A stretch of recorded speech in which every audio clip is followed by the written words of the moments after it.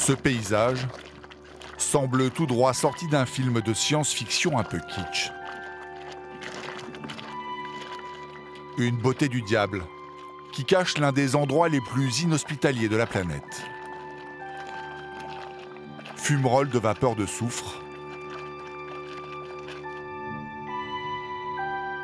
rivière d'acide. Voici le désert du Danakil en Éthiopie. Ici, toute trace de vie a disparu. Ou presque.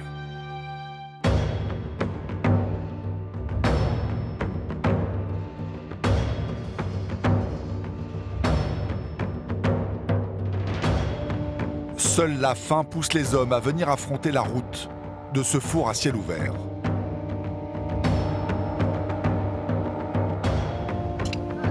Car le désert du Danakil cache un trésor. L'or blanc.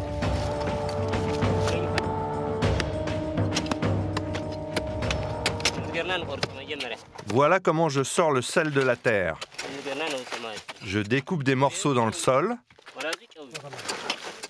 Je sors la plaque de l'eau salée.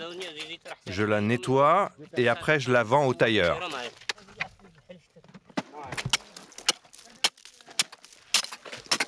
Les forçats du sel gagnent 2 € par jour.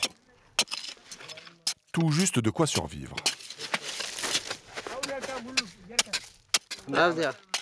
Moi, je suis le plus ancien. Ça fait 18 ans que je fais ce métier. J'ai 6 enfants à nourrir et pour ça, je travaille tous les jours dans le désert. Ici, tu payes pour manger, pour te loger. En fait, tu payes pour tout. Et pour toute ta famille. Du coup, je n'arrête jamais de travailler. Certains jours, la température frôle les 50 degrés à l'ombre.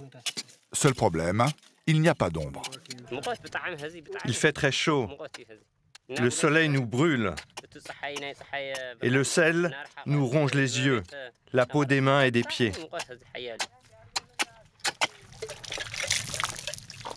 Chacun se rafraîchit avant d'entamer les 3 jours de marche du retour.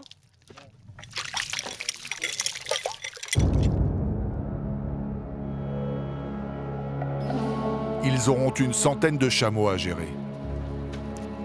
C'est bien plus lent qu'un camion, mais bien plus fiable. Et surtout, plus sûr. Les routes éthiopiennes sont parmi les plus dangereuses du monde. Voitures et camions circulent souvent sur des infrastructures d'un autre âge. Les chauffeurs ont une règle d'or qui fait froid dans le dos. Quand la route est mouillée, il ne faut surtout pas freiner. Il faut juste bien jouer du volant pour ne pas déraper.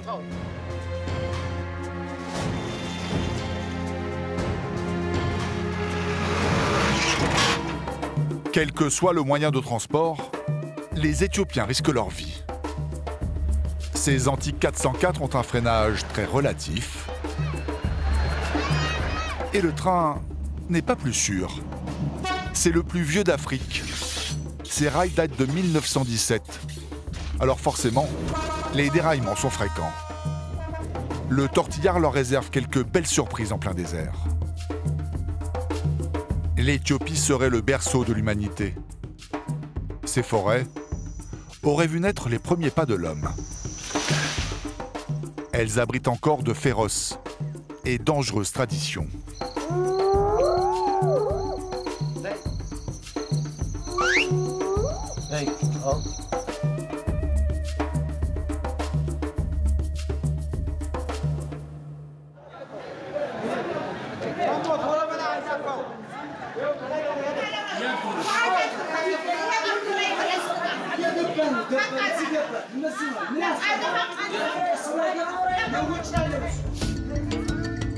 La gare de Dirdawa s'anime 2 fois par semaine, dès 5 h du matin.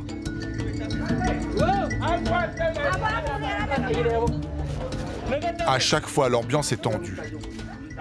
Personne ne sait s'il y aura assez de place dans les wagons.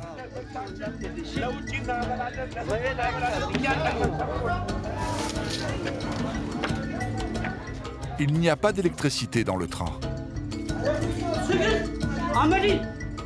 Victor, le conducteur, vérifie le bon fonctionnement de sa locomotive à la lampe torche.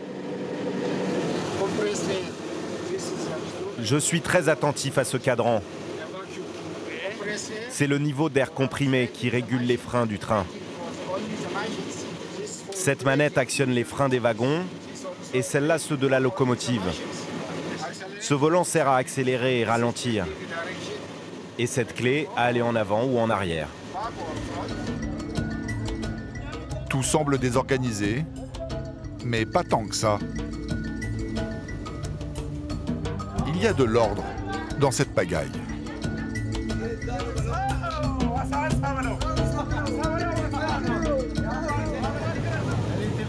On a un peu de retard à cause du chargement.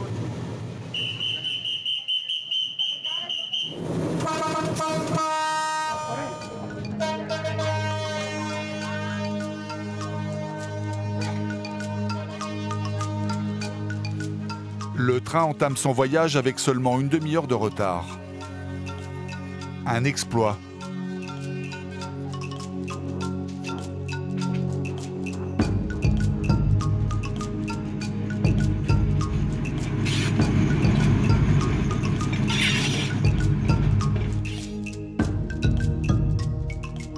Il faut en moyenne 10 heures au tortillard éthiopien pour parcourir les 310 km qui le séparent de la petite ville de Guélilée.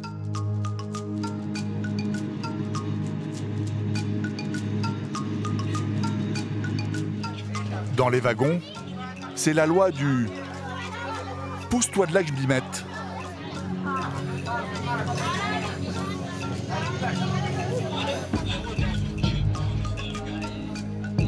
Et gare à celui qui tenterait de piquer la place de l'autre.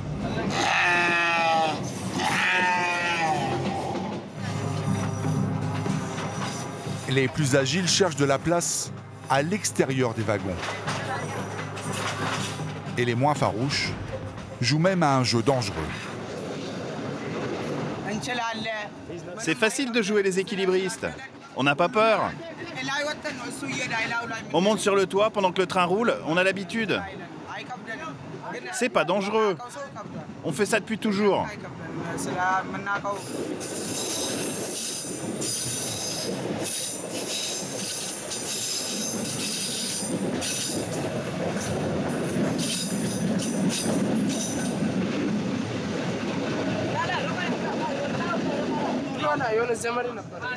J'ai un copain qui a eu un accident très grave. Il est tombé sur la tête et il est mort sur le coup. Ses bras, ses jambes et sa tête ont été coupés par les roues du train. Il a été enterré juste là. Pas très loin d'ici. Attention, attention aux branches. Les trompe-la-mort jouent avec leur vie. Un jeu absurde, mais c'est leur choix.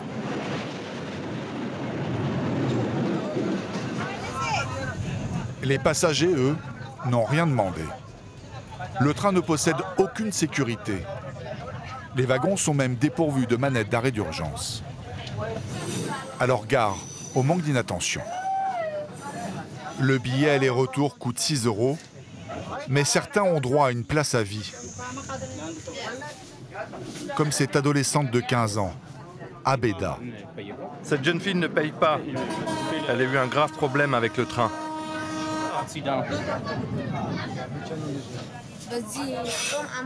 J'ai eu un accident il y a 1 an.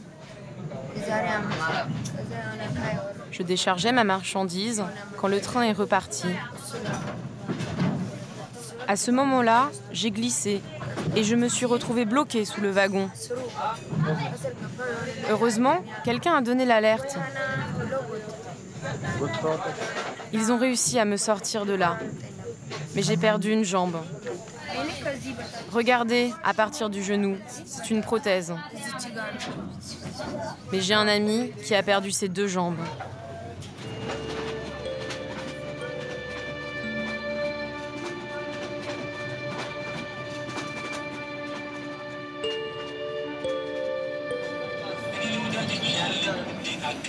Abeda loupe l'école 2 fois par semaine pour prendre le train. Ce n'est pas une voyageuse comme les autres. Elle est vendeuse de cat. Vérifie le 4, s'il te plaît. Dis-moi comment il est.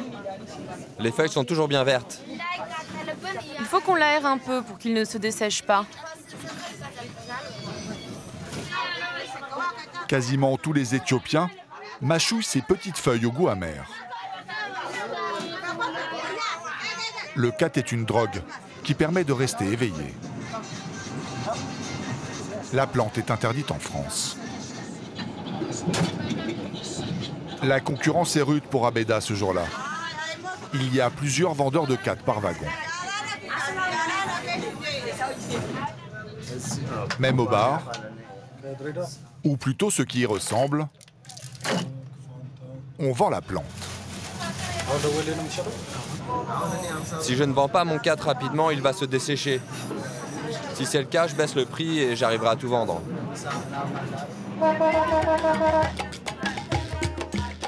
À chaque halte, commence la danse des commerçants.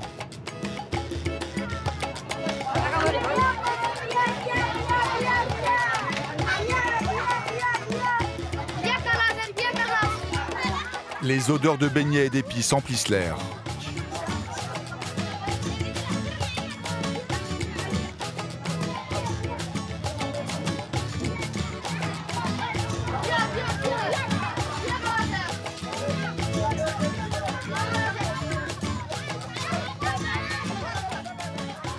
Les disputes sont inévitables.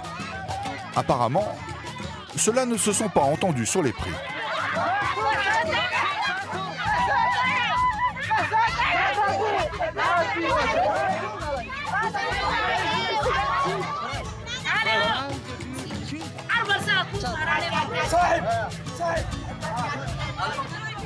Abeda attend le client à la fenêtre. Elle ne veut pas perdre sa précieuse place assise. L'argent lui sert à payer ses études et quand il en reste, l'adolescente le donne à ses parents.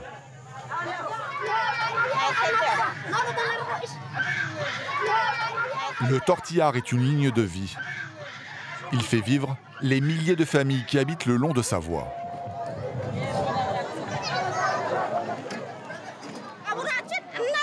Le train, c'est comme notre mère. On l'adore.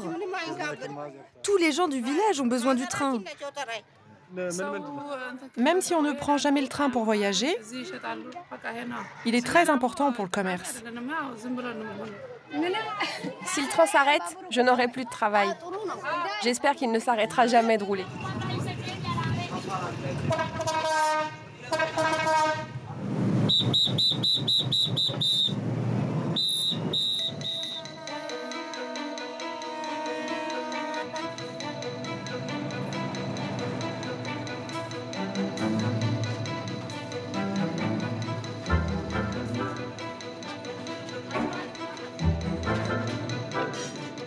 Le soleil de midi chauffe maintenant à blanc la tôle du vieux serpent de fer. À l'intérieur, les passagers cuisent doucement. Il fait près de 40 degrés.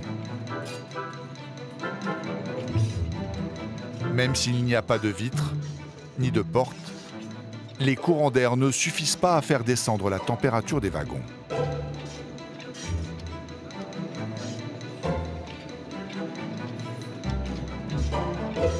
Un enfer qui ressemble presque à une première classe, comparativement à ceux qui voyagent dans un wagon en bois qui date de la création de la ligne en 1917. Les ouvertures sont hautes, l'air ne circule pas.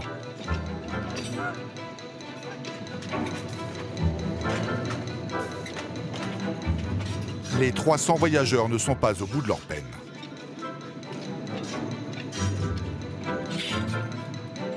Le train avance à 30 km/h de moyenne.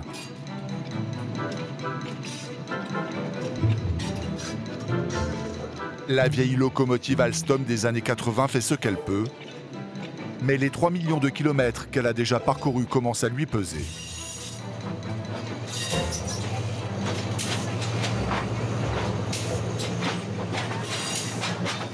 Victor sent bien que le moteur se montre souffreteux. Même pour un diesel, cette fumée n'est pas normale.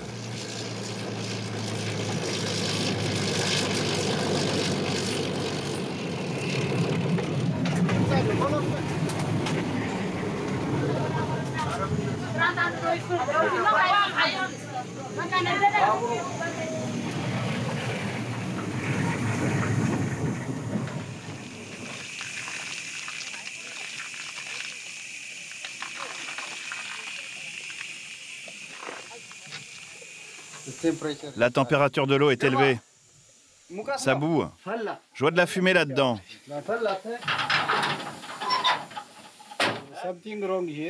On a un petit problème.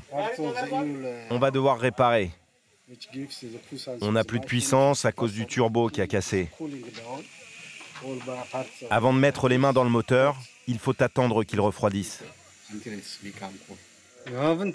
On n'a vraiment pas de bol. La chance n'est pas avec nous, là. Ça risque d'être un peu long avant qu'on puisse réparer.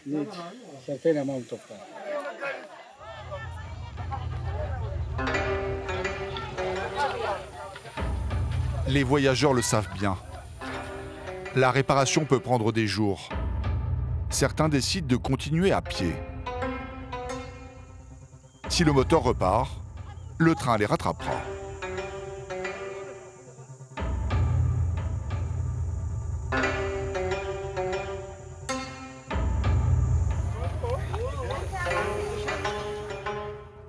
Victor, lui, s'en remet au mécano. Des passagers se tournent vers la prière, mais à chacun son Dieu. Allah pour les uns et le reggae pour les autres.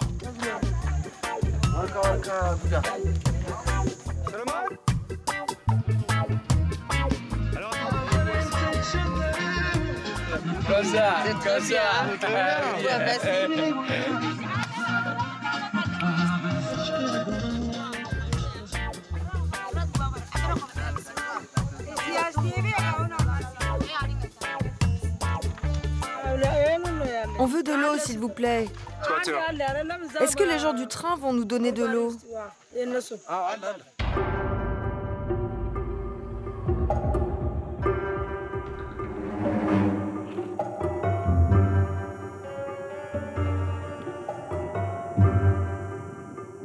Impossible de prévenir le chef de gare.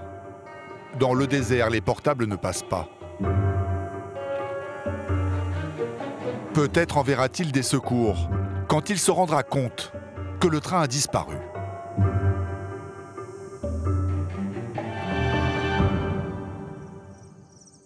L'Éthiopie ne ressemble pas qu'à un immense désert. Ce n'est pas un hasard si le pays est surnommé le toit de l'Afrique. De hauts plateaux recouverts de forêts s'élèvent en son centre. Ici, les pluies sont abondantes. L'eau n'est pas un problème.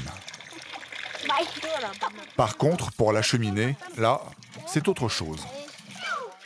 22% de la population n'a pas accès à l'eau potable.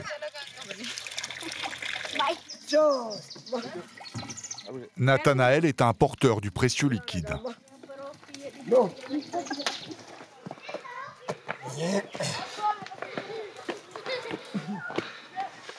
Tous les jours, il fait des allers-retours à cette source pour remplir ses bidons qu'il revend en ville.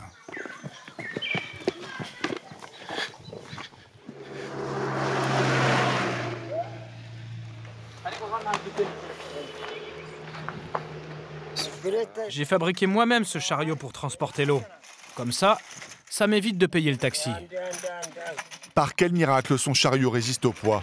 Surtout que Nathanaël fait le trajet 10 fois par jour. Au total, il transporte près d'1 tonne d'eau.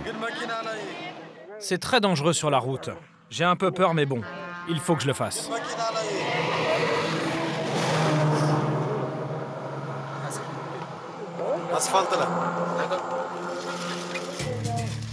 Les 5 km de descente se font au milieu des camions.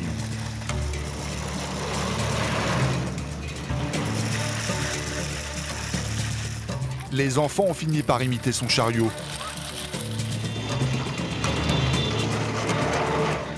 Leur descente donne des sueurs froides.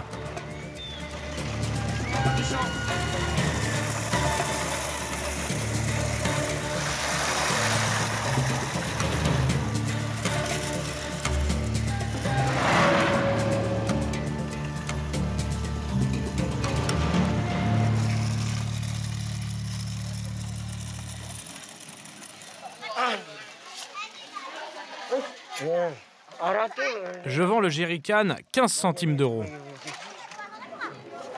À 60 ans, chaque bidon commence à peser le double de son poids. Nathanaël n'a pas d'autre choix s'il veut manger tous les jours. Plus au sud, la région de Kaffa est perchée à 1714 mètres d'altitude, la grande ville de Bonga.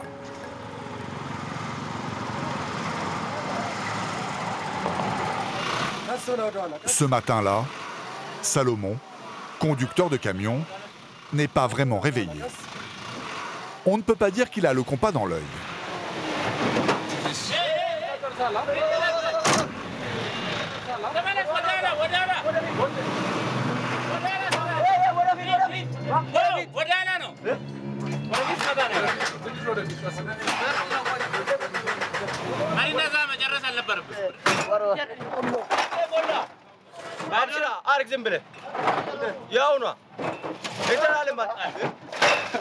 Seulement quelques caisses de bière. Le fret n'est pas le cœur de son métier. Dans cette partie du pays, les transports en commun sont inexistants. Alors les bennes de camions comme celle de Salomon sont très recherchées, même si le ticket est hors de prix. 2,50 € le voyage, une fortune pour ces paysans qui gagnent tout juste 1 € par jour. Tu payes, tu montes, tu payes pas, tu montes pas.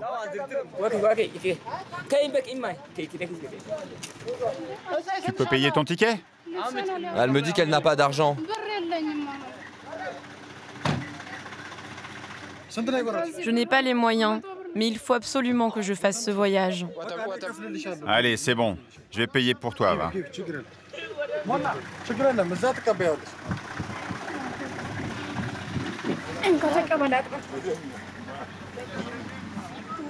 Ils vont parcourir 60 km en près de 10 heures. Un voyage sans fin, debout, ou en équilibre précaire pour certains.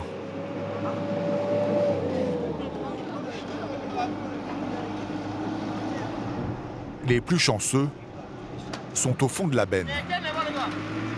Et il vaut mieux, car au moindre coup de frein, les voyageurs debout passeront tous par-dessus la cabine. Mais pas de quoi avoir peur selon Salomon. Sa technique de conduite pour éviter ce genre d'accident est imparable.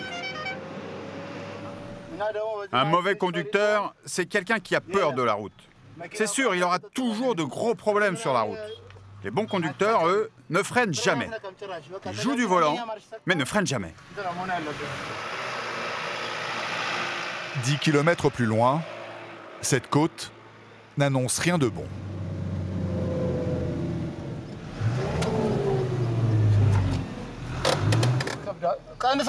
Allez, descendez là. Dépêchez-vous là, il faut descendre.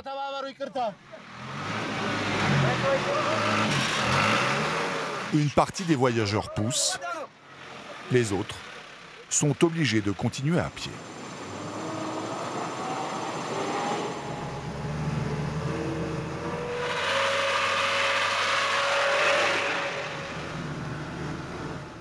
La pente est trop forte là, et mon moteur manque de puissance.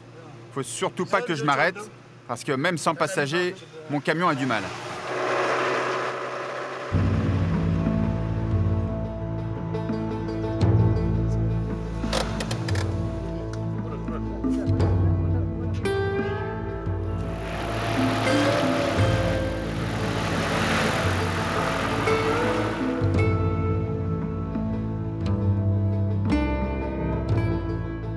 Sur les 36 000 km de route que compte l'Éthiopie, seuls 6 000 sont goudronnés.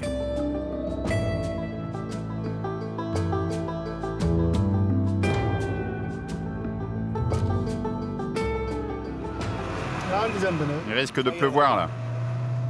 Regarde le ciel, il est en train de changer. Il noircit. La météo, on ne peut jamais la prévoir. Elle change en permanence.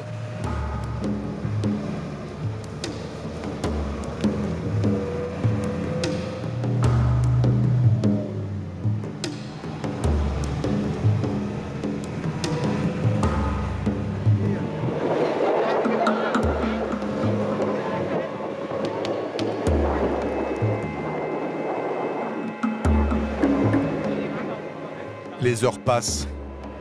La fatigue commence à se faire sentir.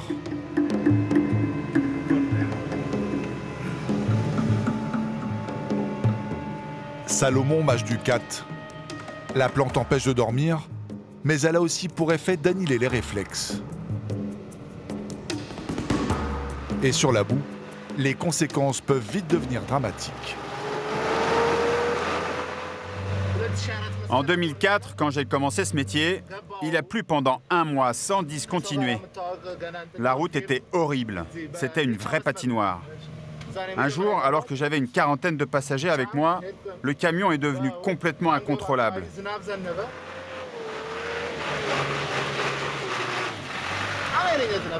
Il a fini par se coucher sur le côté, mais heureusement, il n'y a pas eu de blessés graves. Ça m'a donné une bonne leçon.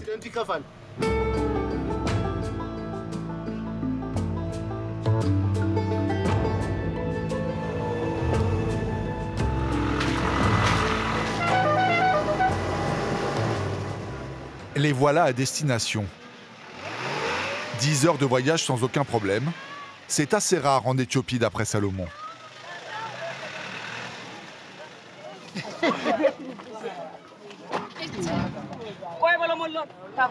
Même si les routes restent difficiles et extrêmement dangereuses, elles absorbent 90% du trafic de marchandises. Et ce n'est pas pour rien.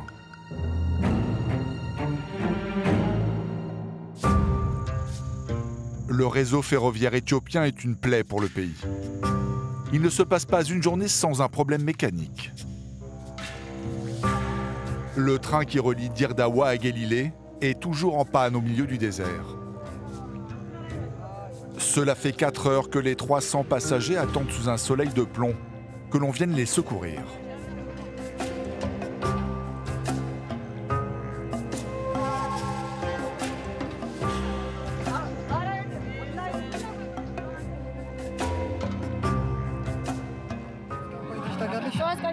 Le train est déjà tombé en panne avec moi. Je suis restée bloquée 3 jours. 3 jours, vous imaginez?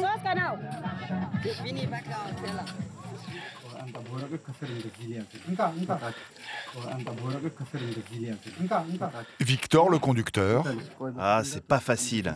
et ses 2 assistants Vas-y, tiens-moi l'écrou. essaient de réparer avec les moyens du bord.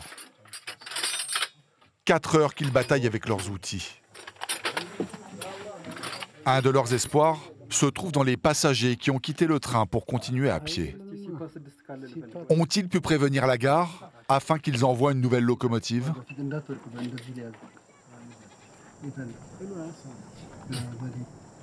Mais toujours rien à l'horizon.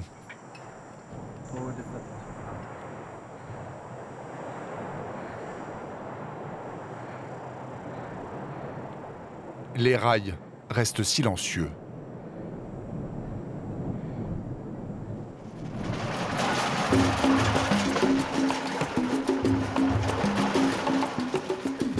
Ce drôle d'engin sert à inspecter les voies.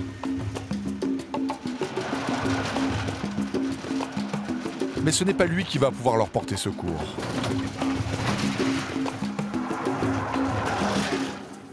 Il est bien trop léger pour tirer un train de plusieurs tonnes.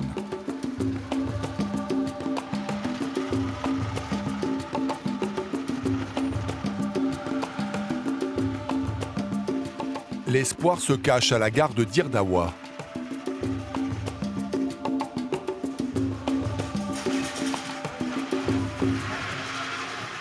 Pourtant, l'endroit semble abandonné.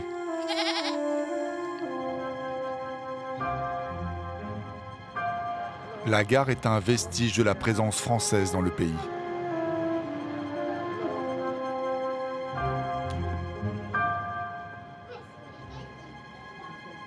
Quasiment rien n'a bougé depuis sa construction en 1917.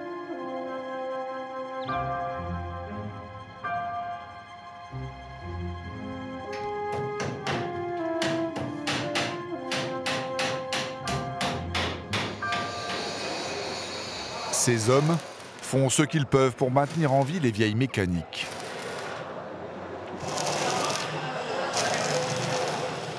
Voilà la locomotive de secours. elle n'est pas en meilleur état que celle du train bloqué en plein désert.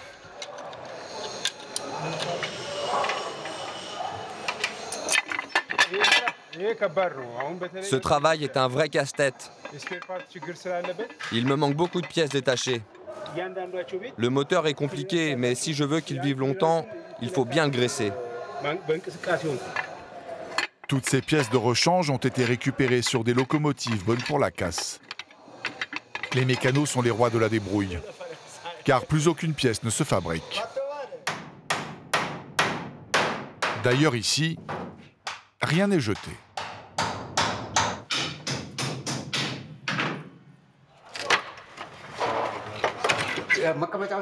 Quand je pose une latte sur le banc, il ne faut pas que ça gondole. Je dois aussi faire attention qu'aucun clou ne dépasse. Il faut que ce soit impeccable. Regarde ici, c'est cassé. Pour le réparer, je recycle les lattes de cet ancien banc.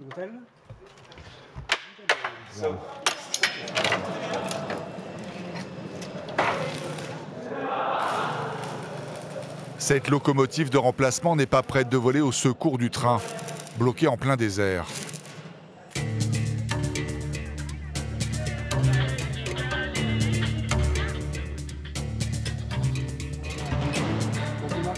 Pour repartir, Victor, le conducteur, va faire preuve d'ingéniosité. C'est ce boulon qui tient le turbo. Je ne peux pas le remettre en place. Le pas de vis est foutu. J'en ai pas de rechange. Et dans le coin, croyez-moi, il n'y a pas de magasin de pièces détachées. Enfin, presque. Dans ce désert, on trouve du bois.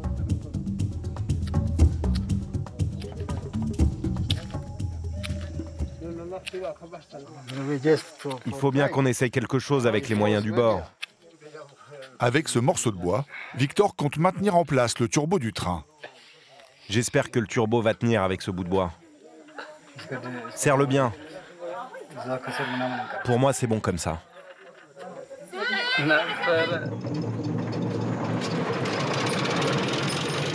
Et le miracle se produit.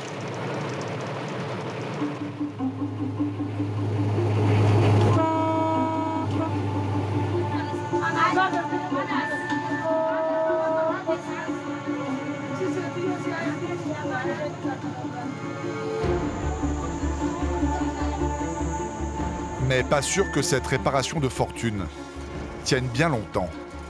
Pour l'instant, un problème chasse l'autre. L'état de la voie inquiète Victor.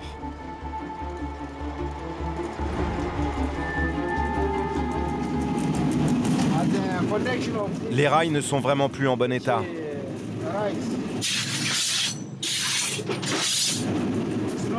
C'est dangereux. On ne devrait pas accepter de rouler sur cette voie. On risque vraiment de gros problèmes. Victor envoie une vigie à l'avant du train. L'homme guette les traverses qui se détachent et les rails gondolés.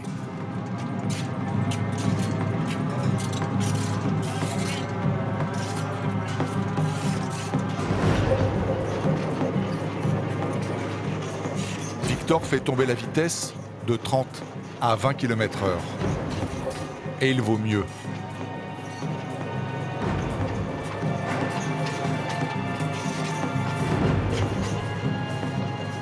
Ces wagons renversés marquent l'imprudence de certains conducteurs.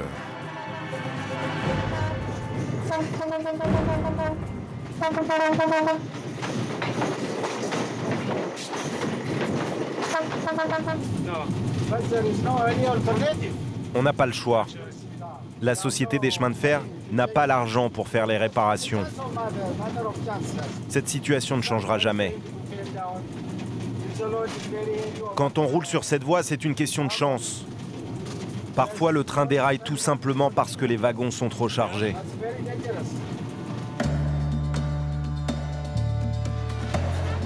Le voyage leur réserve encore bien des surprises. La construction de cette voie de chemin de fer en 1907 marque le début de la coopération française. La langue de Molière fait son entrée dans les écoles éthiopiennes en 1960. C'est aussi à cette période que la France aide le pays à rédiger son code civil. Ce ne sont pas les seules empreintes laissées dans le pays. L'une d'elles perdure dans la cité d'Harar. La Peugeot 404. Bon alors bien sûr, côté pollution, c'est pas terrible. Elle date des années 60-70, mais elle est increvable.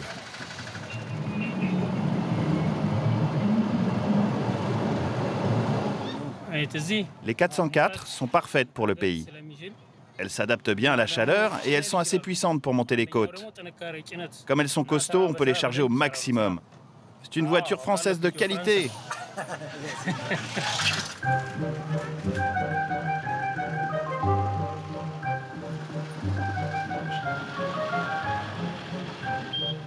Elles sont encore des centaines à parcourir les rues de la cité d'Harar.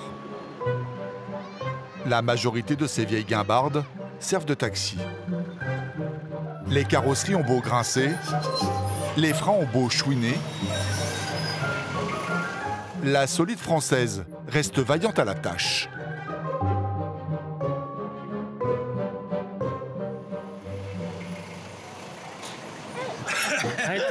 Impossible de savoir le kilométrage. Je n'ai jamais eu de compteur. Je peux pas te dire. On s'en fiche du compteur du moment que ça roule.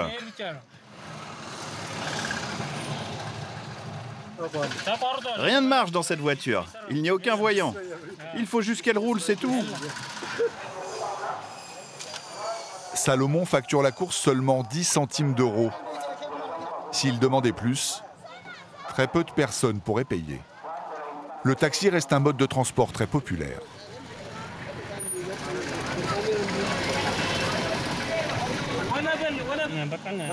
Dans une journée, je transporte entre 400 et 500 personnes. Normalement, je n'ai pas le droit d'en faire monter plus de 5. Mais ça nous arrive d'en prendre 6.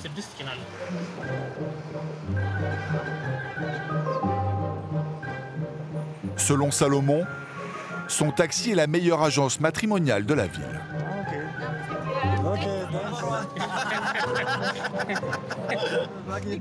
Moi, j'ai trouvé mon mari dans un taxi. En fait, tu l'avais déjà repéré. Non. Un jour, je suis montée dans un taxi, j'ai discuté avec le chauffeur, il m'a draguée, et le lendemain, je l'ai revu et on ne s'est plus jamais quitté. On fait toujours des rencontres. Le taxi, c'est convivial.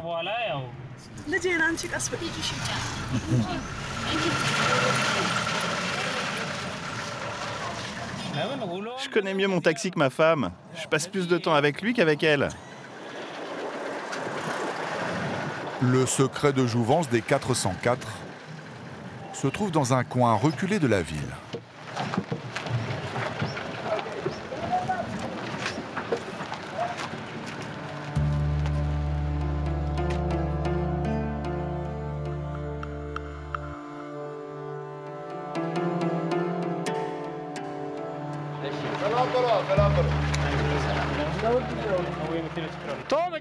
Bonjour, j'ai un souci avec ma voiture. Tu peux regarder le moteur? Oui, je vais jeter un coup d'œil.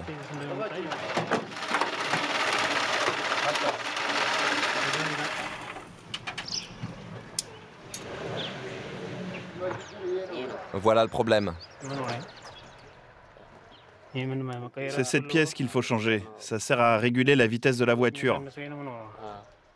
Ce n'est pas facile de trouver des pièces neuves de Peugeot 404. Il nous arrive souvent de les récupérer sur les vieilles voitures de la casse. La plupart du temps, on fait du recyclage. On est obligé d'avoir de l'imagination. On se débrouille avec ce qu'on a. Comme pour le train, les pièces se font de plus en plus rares. Dans quelques années, les 404 auront disparu des rues d'Harar.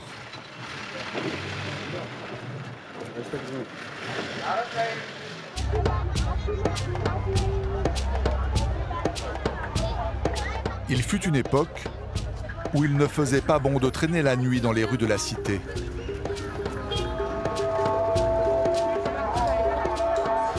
Le danger ne venait pas des rôdeurs, mais d'un péril bien plus grand. Aujourd'hui encore, La nuit n'est pas sans crainte aux abords des remparts. Le danger se tapit toujours dans le noir.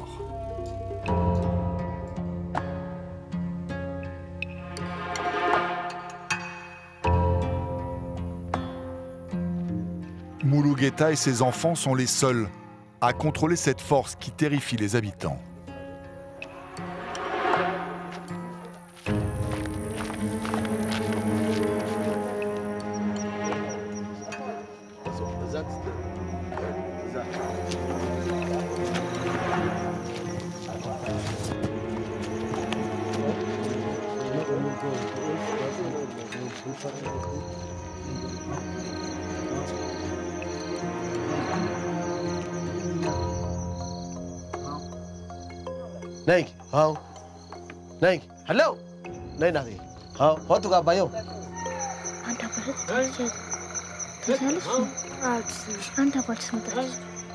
Ils sont les seuls à être acceptés par le peuple de la nuit, les hyènes.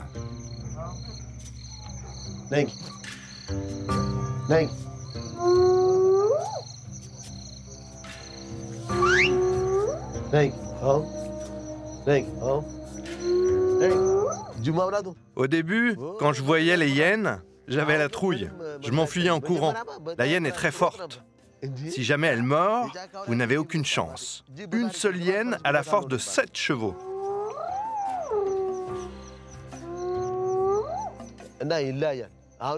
Heureusement, on peut savoir quand elles se sentent menacées. Elles émettent de drôles de cris.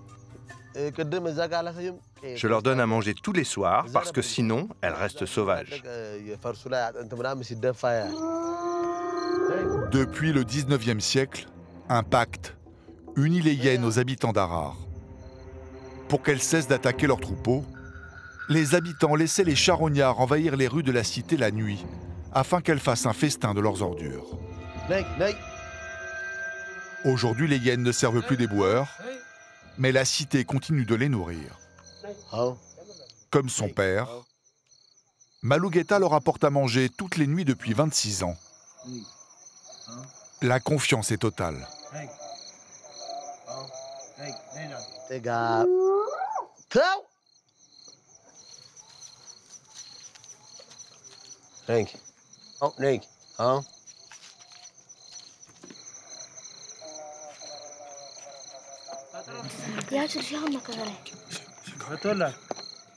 Elles sont maintenant une trentaine autour d'eux.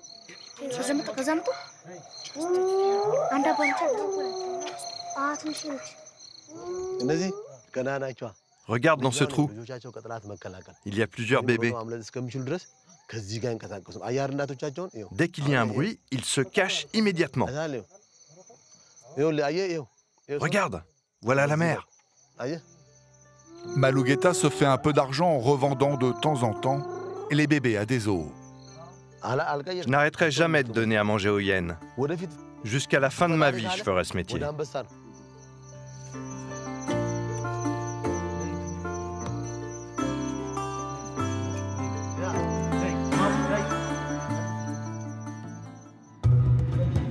La réparation du moteur avec un morceau de bois semble tenir. Mais pour combien de temps? Le train avance mollement, 20 km/h, et il leur reste encore 20 km à parcourir. Encore 1 heure de voyage, dans une chaleur suffocante. Et les passagers se protègent des morsures du soleil comme ils peuvent.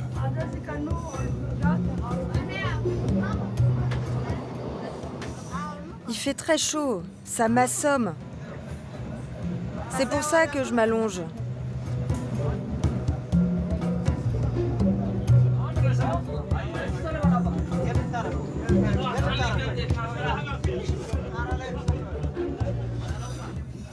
Abeda, la jeune vendeuse, a vendu tout son cat, mais elle est inquiète pour ses légumes.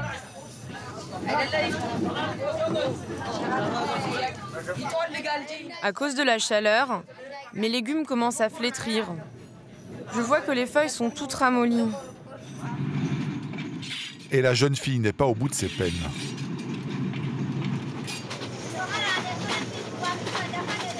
La motrice montre soudainement un gros signe de fatigue. Elle s'essouffle et s'arrête, comme foudroyée par la chaleur.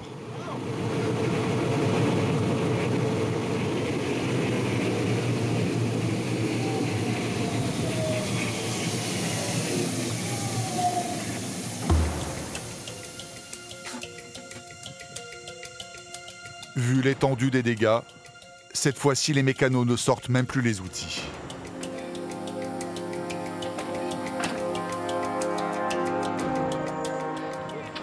Le moteur a explosé. Il ne repartira pas. Les passagers, eux, oui. Une partie des 300 voyageurs décide de finir le trajet à pied.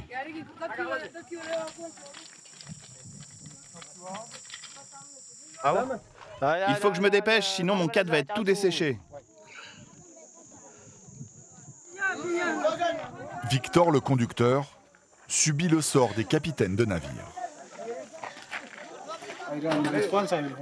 Moi, je suis responsable des gens, du matériel et de la machine. Alors je suis obligé de rester ici. Combien de temps? Combien de jours? Victor ne sait pas. Il n'y a aucune limite à l'attente.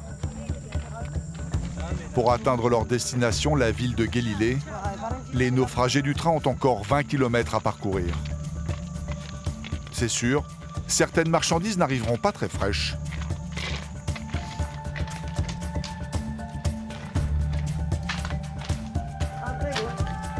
À moins d'utiliser les dromadaires qui les narguent le long de la voie, il leur serait bien utile. Avec mes bagages, c'est vraiment très dur. Mais je n'ai pas le choix, il faut que j'avance.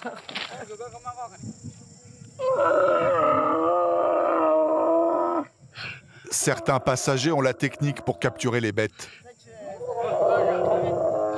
Mais après réflexion, ils les ont relâchés. On ne plaisante pas avec les voleurs de dromadaires dans la région. Certains mettront près de 10 heures pour rejoindre leur destination.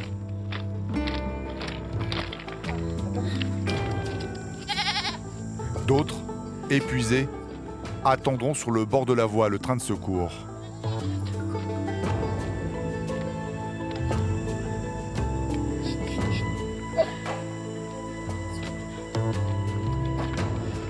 Il n'est arrivé que le lendemain matin.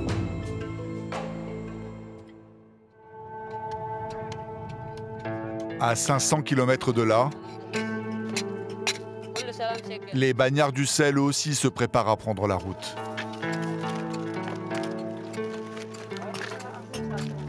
Leur voyage s'annonce éprouvant. Mais contrairement aux passagers du train, ils ne vont rien porter sur leur dos.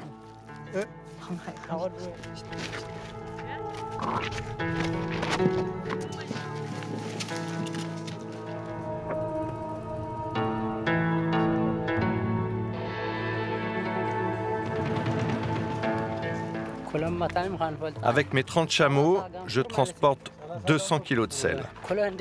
Je vais marcher pendant 3 nuits pour aller le vendre en ville.